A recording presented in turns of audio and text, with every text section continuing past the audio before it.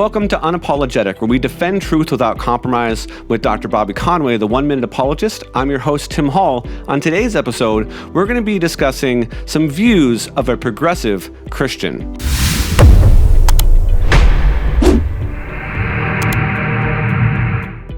So, Bobby, before we get too far into this, we need to acknowledge that we're missing one person for our last few episodes. So why don't you just tell our audience, where is Heather Conway? Did she, get fired from the episode, from being on Unapologetic, or what? No, if anybody's going to get fired, my wife will be firing me, all right? No, she did not get fired.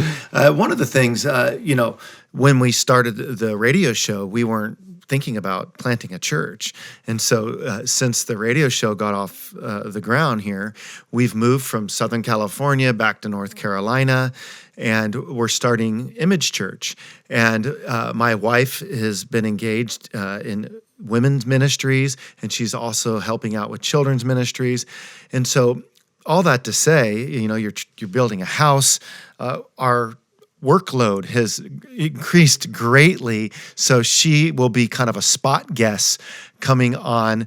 But nevertheless, Tim, what is nice and what is encouraging for our audience to know, at 1 Minute Apologist, you serve as the executive producer. Yep. I fly out several times a year, or I would fly out several times a year when I was living in California to do work together. Yep.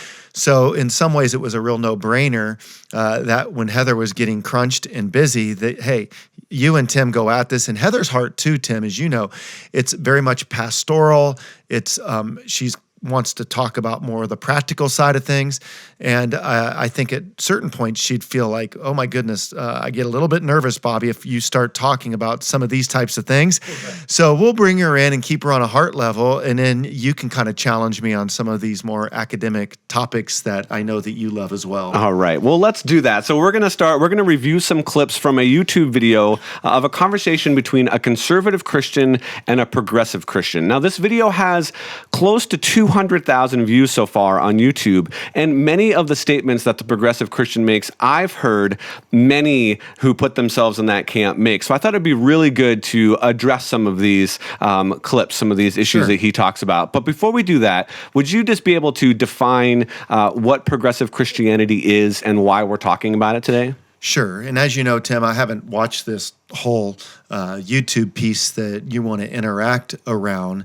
And you've got it titled Conservative Christians, and you have progressive Christians. And I don't know if by conservative, we're really talking about fundamentalists being juxtaposed with this idea of progressive Christianity, like ultra-fundamentalists. Right. So all that to say, I think as conservative Christians, we do need to conserve things like doctrine and morality and the way to heaven. But there is such a hyper-fundamentalism sometimes that turns people off, that the box is so constricting of Christianity that it's not an accurate representation of the heart of God. Now you come over to progressive Christianity, and this is kind of a look at God that keeps God evolving through time, so to speak. God's not going to be trapped by one particular culture. God worked through Moses in the wilderness in one particular way. Yeah. God worked through Jesus in another way, being the second person of the Trinity, obviously. Loosening things up, like Jesus would talk about, for example, the law. You've heard it said, love your neighbor, as yourself. In the Old Testament, and then he would kind of up the ante and say, no, I tell you, love your neighbor as I have loved you. Right. So he's kind of, so there's, the progressives looking at this going, seems like things are morphing a little bit. And then when the apostles come on the scene, like Paul, his view of issues might look a little bit different as well. And so they're thinking, well, you just fast forward that trajectory up and today into issues like homosexuality, LGBTQ, multiple ways to salvation. They'll say, hey, if Paul was around today, it seems like things would be evolved as well. Right. But this poses lots of problems that we're going to get into on whether or not there's such a thing as absolute morality, absolute truth, and so on and so forth. Yeah, that's great. I really appreciate that insight into that. And so as you, the listener, are checking this out, if you're listening to us on the radio and you want to listen to this show again, you can head on over to our YouTube channel, youtube.com/One Minute Apologist, and it will be there for you to check out. And if you're watching this on YouTube, we would love for you to comment and let us know if you have had a conversation with somebody that you would categorize or that would categorize themselves as a progressive Christianity. So let us know that in the comments. So let's move to this first clip here. In this first clip, the progressive Christian is addressing the question of inclusion of LGBTQ identifying people in the church. So let's just go ahead and play this clip. I need to figure out if the Bible really does teach this, if God really does hold LGBTQ people in a categorically different space than people who identify as straight.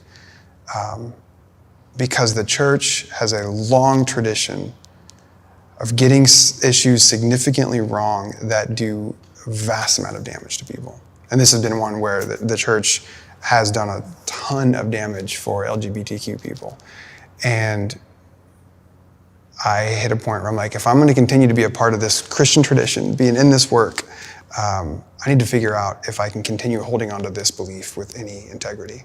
So then I began a research of the Bible on this topic, and I came out the other side of that realizing, oh no, the Bible doesn't teach what I've always been told that it says. And that led me to then getting fired from my church once they figured out I was affirming in my theology. And then that's how my wife and I, Kate, started our church a couple years later. Okay, so there's several things that we could address in this clip, but I think the two that I'd like to focus on right now is one is how the LGBT people have been treated by the church, and the second one is how his church treated him. So let's start with that first one. What can we say about the way that historically people that have identified as LGBTQ have been treated by the church? Well, I mean, there's no doubt that the church has dropped the ball at times as it relates to treating the LGBT community. At the same token, that is not a systemic statement, because there are plenty of people in the church who have always been passionate about showing love to the LGBT community. So I think when people talk like this gentleman's talking, it's not as if every single Christian is out there trying to beat up on the LGBT community just because they hold their own set of personal convictions. See, holding your own convictions and holding your own beliefs is not devaluing the LGBT community. It's trying to be faithful to what you see in the scripture. And so I think sometimes people think just because you don't agree with them, that you're not valuing them. But that's not the way it's to be understood. Now, there are people that go out on the side of the roads and they're preaching hellfire and brimstone, saying God hates fags and stuff like that, which is horrific. Yeah. But the funny thing is about this, most Christians that I've ever known would completely agree with that. Most Christians I've ever known would feel like we need to be loving to the LGBT community. Yeah. So I think in some ways, we've created a little bit of a straw man here where we've erected something that we've made bigger than it really is. Like, I think the church has dropped the ball, and I think we can always be more loving. But I think people like this gentleman is dropping the ball and on what the truth says as well. Right. So let's maybe take a little bit of a shift here. There has been a large movement, a progression, if you will, in our culture over the last, say, 50 years, where things, I've heard you use this language before, where things that were seen as sinful are now legal or legalized in our culture. So maybe you can talk a little bit about just that shift and why that's so important. Well, when you look at the moral trajectory, that I would call it, there are things in the culture, you're right, that the church and the culture used to share as it relates to moral virtues. But then things got tweaked, right? And so you went from this stage, and the morals kind of go like this. You reject something, then you tolerate it, then you accept it, then you celebrate it, and then you reject those who aren't in line with you. Yeah. So take issues like divorce, homosexuality, LGBTQ, legalization of drugs. At one time, the culture would reject these things, but then it began to tolerate it. Then it began to accept it. Then it began to celebrate it. Like we have divorce celebration parties. Yeah. And then rejecting you if you don't fall in line. Right. And so what ends up happening is inside the church, progressive Christianity, where the culture has been growing further apart from the church, right? Because the culture's legalized something. And just because something's legal doesn't mean it's moral. Right. But the culture has legalized things like the government has, right? And so the culture and the church are growing further and further apart. And what some people do inside the church is they try to become progressive in their Christianity so that they can stay in tune with the culture. And what they often do is they look at what the culture is saying, and then they go and they try to fit their biblical worldview into the culture. And this is problematic. So I call it going from one extreme to the other. And the church is addicted of going from one extreme to the other. And I don't think his approach is the right response to the approach that he's challenging. I do think that we have to think about what's driving him. And I see some deconstructionism stuff going on here. I could see some postmodern philosophy at work. I don't know this gentleman, but I wouldn't be a bit surprised if the philosophy of deconstruction, postmodernity, has got a hold on him. That's. I would say that you're probably right. Watching the conversation several times there. So we've talked about the mistreatment of LGBTQ people in the church. Let's talk about his statement that he makes right at the end, where he says, as he kind of shifted, as he moved into that position of being LGBTQ affirming, he lost his job at his church. His church fired him. So that raises this question about what are sort of the theological guiding principles that you might use as a pastor of Image Church to kind of judge whether or not a leader or a staff person is out of bounds. Yeah.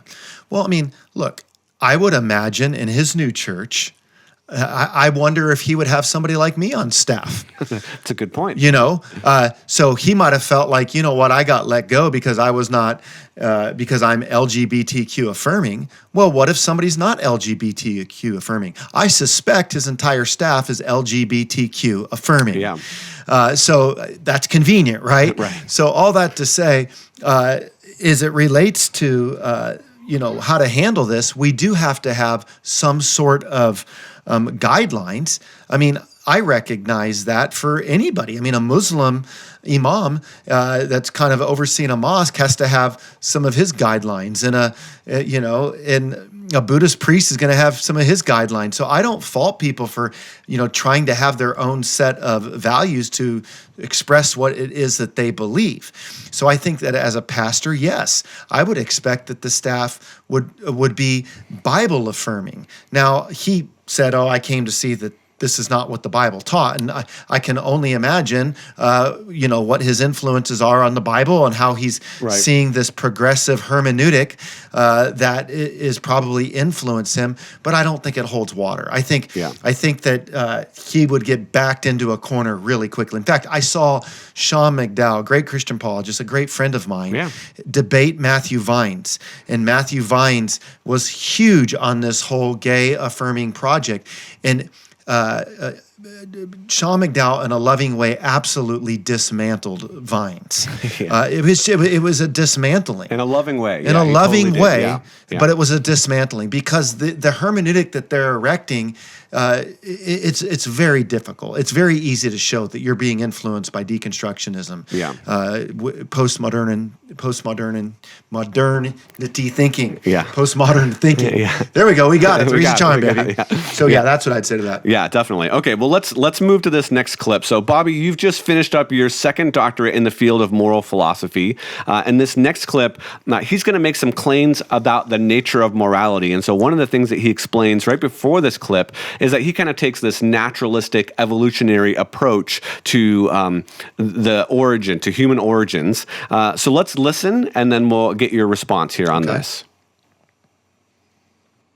Well, I'm struck by a couple of words in that phrase that I think are worth pointing out before you know what we're talking about. So the idea of God having a design, if we accept the premise that God is a being that is up or out there, that has, I talk about it as like a set of divine documents that God keeps in like a file drawer that pulls out occasionally and be like, this is sort of how I've mapped out my idea for this thing. I reject that as a possibility for how things work. Like, I don't think there is some sort of divine document out there that lays out a being's preferred order of things. I would then say just to go back to where I started, I don't think that there is some being in the sky who's like, and this now is how humans, once they show up on this thing that's been around for millions of years, once they get here, here's my expectations for how they move forward.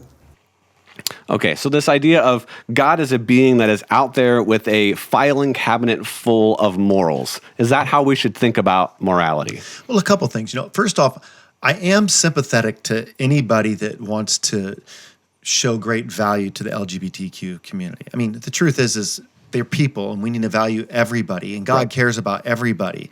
I mean, the Lord knows that I've got my issues, and I want to be valued as a human being. Oh, yeah. And that might be valuing me for the positions that I hold on this, right? So I can understand, that I can feel that tear in my own heart emotionally, where I want to reach out and say, man, that would be very difficult to want to be in a same-sex marriage and hear that Christians saying the Bible says that you can't do that. I can see the tension of that. I can see the pain, and I would imagine his heart is just full of wide love in that way. And I would want to share that. I can feel that same tension, but I'm also feeling the tension of this is.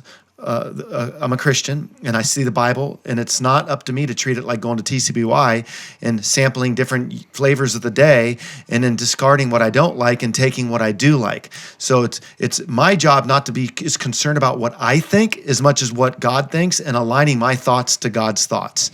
And so I think that's an important piece for me to say. Now, to his point, this moral filing cabinet, so to speak, well, it is true that through progressive revelation that you see some nuance, right? I mean, there was a theocracy that was in place, and there was all kinds of laws that were in place for God's people in the wilderness to distinguish him. So you go, well, we're not obliged to comply by all those. And I'd say, yeah, that's true, because we're no longer under a theocracy. Yeah. But all of the Ten Commandments except the Sabbath was repeated in the New Testament again. And Paul, on 3 different occasions in the New Testament, in Romans 1, in its most withering critique of homosexuality, is right there. It's reaffirmed again.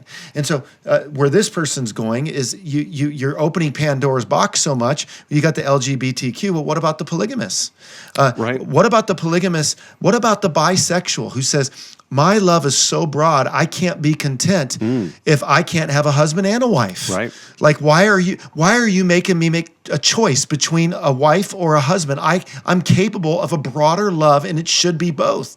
Well, then what about the person who says, I really feel like I can take care of 4 women really well. Right. Or, you know what, I have this relationship with this kid, and all this stuff goes on. And I'm like, he's opening up Pandora's box. And in the Bible, when we see polygamous relationships taking place, that was because God was meeting them in their culture where they were to bring them to where he was at with a monogamous relationship. Right. So yeah, so there's lots of layers there. I think the way that you laid it out was fantastic. Let's move to kind of the second thing that he said there right at the end. Is it a problem for morality if God used a guided evolutionary process to bring about humans? Now, we don't necessarily have to say that we agree with a kind of a theistic evolutionary perspective or a young earth or old earth, but just in general, in principle, that seemed to be one of the evidences that he gave as a reason to throw out the idea of God having a morality that he is expecting his creation to be able to follow. Is that a problem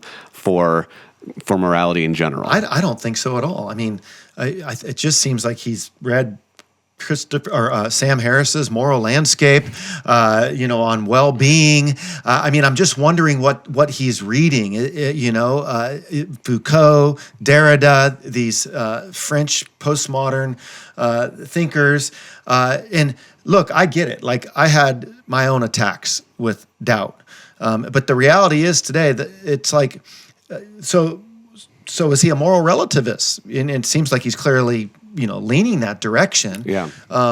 So I think that becomes problematic when you open things up that much, where morals are just constantly changing. I think that we can see, as I mentioned, there are certain codes, like you had the dietary law, you had the moral law, right? You had the civil law in a theocracy, and you don't need the dietary law anymore, because that was pointing toward a picture. In the civil law, like, you're not under kind of the same setup, and even Paul could recognize, like, hey, Nero had his ways, and so they could recognize that. But the moral law, that moral law is written on our heart, according to Romans 2, that we are built with an ability to detect what is right and what is wrong. And we can't underestimate how much we are being influenced by our culture, and how, yes, it's changing the way we think about things, and it's changing the way we feel about things, but then we're going and we're restating what God has to say. And I'm just not real comfortable putting words in God's mouth.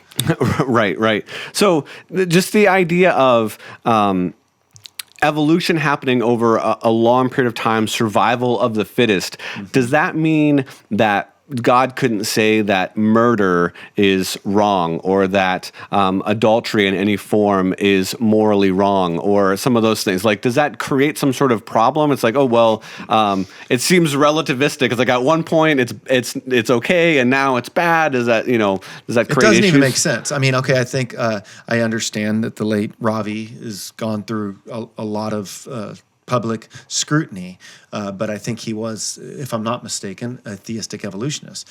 So one of he would not have claimed to be a moral relativist. Timothy Keller, if I'm not mistaken, I think is a theistic evolutionist. I think Benjamin Warfield was a theistic evolutionist. You've had several gifted thinkers. The language of God, right? Yeah. I mean, Francis Collins, a theistic evolutionist, he would believe in absolute morals. So I'd say the statement that theistic evolution paves the way for moral relativity doesn't hold ground to me, because, in fact, the ones that I know who are theistic evolutionists would be moral absolutists. Okay. So this is a good point. So to kind of finish up and round out today's episode, why don't we talk a little bit about guilt? So guilt has one of those things that you have spent a lot of time looking at. We've already talked about some of the elements that might bring on a feeling of guilt. How does guilt point to there being this kind of absolute morality and thus the existence of God? Just in a few minutes here.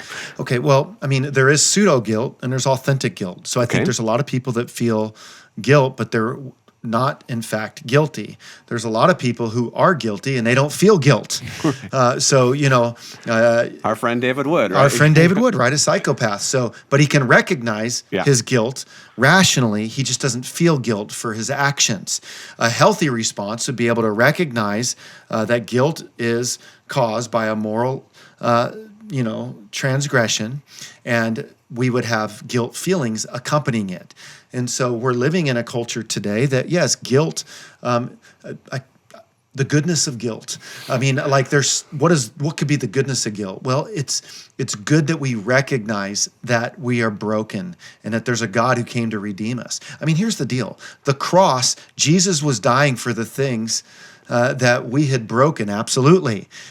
He wasn't dying for a moral relativism on the cross. Right. If morals were relative and they really didn't hold much weight, then what was he doing hanging on a cross? Well, he was dying for our absolute right and for our absolute wrongdoing, so that we could have an absolute way to forgiveness through Christ. No, that is a really, really, really great point. And what a great way to end. So on next week's episode, we'll look at some more clips. Particularly, we'll talk about kind of where we left off today. We'll address how do we understand morals? Can we look at the Bible as a moral code book? So we touched on that today, but we'll respond to it a bit more in next week's episode. So if you are checking us out on the radio, you can watch this episode again at our YouTube channel, youtube.com/One Minute Apologist. And we hope that you join us again next week as we continue to look at progressive Christianity. Bobby, thank you so much for your insight today. I really appreciate it. Yeah, thank you so much, Bud. Glad we got a chance to talk about this topic. All right, sounds good. We'll see you next time. Well, I hope you enjoyed that episode of the Unapologetic Show, where we seek to defend truth without compromise. If you're interested in checking out more unapologetic shows, you can do so by clicking the playlist here. If you are interested in credible answers to curious questions, one of the things that we do a lot here on this channel, feel free to subscribe. We have answered over 1,000 questions. I hope to meet you next time on the Unapologetic Show.